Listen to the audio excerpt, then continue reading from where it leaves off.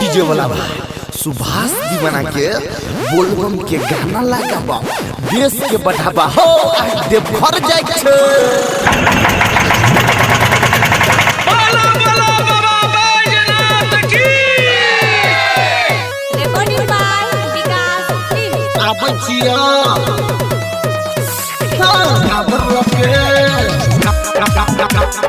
काबर लके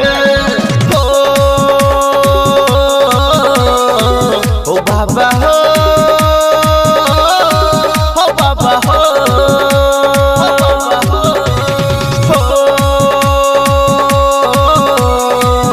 बाबा हो बाबा हो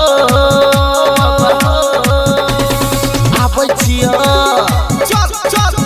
हो काबर लके हो आबचिया ओम नमः शिवाय पहिले हम बाबा तोरा दचिया बता बहेरी वाला बम सबसे रहता आगे हो डीजे बजा के बाबा ये बातर दुआर जोहल चढ़े बाबा तोरा लगता हो आबचिया हां काबर लके डीजे ओम प्रकाश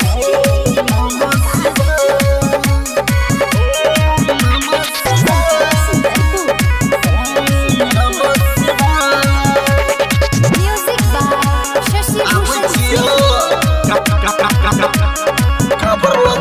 भोरे गाहता चढ़ै बाबा रोज हो भोरे चीलम चढ़ै बाबा रोज हो सबसे आगाड़ी रहता हो बाबा बहेरी के बम हो लगे ओइता तोरा ले गाजा भर के चिलम हो चिए छोरा महाकाल आबचिया हर साल तोरा नाम से बाबा पूरा हो हाहाकार हो आबचिया चल हो काबर लके हो बाबा आबचिया काबर लके ओम नमः शिवाय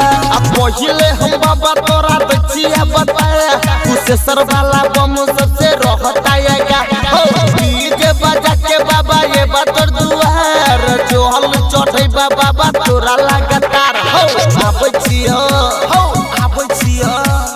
काबर लके हो बाबा हो बाबा हो डीजे ओम प्रकाश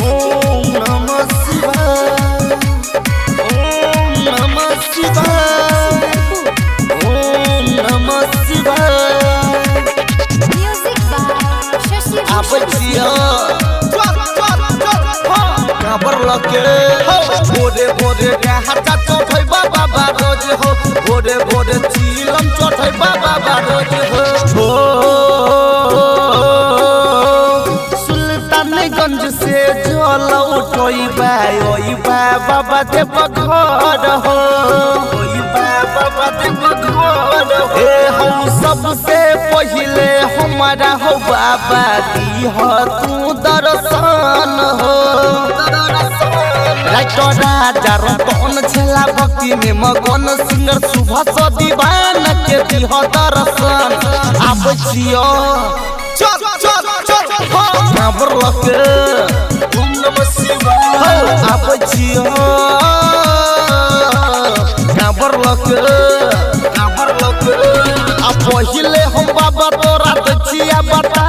बैरमपुर वाला बम सबसे रहता आगा हो डीजे बजा के बाबा ये बातर दुआर जोहल चढ़े बाबा तोरा लगता आबचिया चल हो काबर लके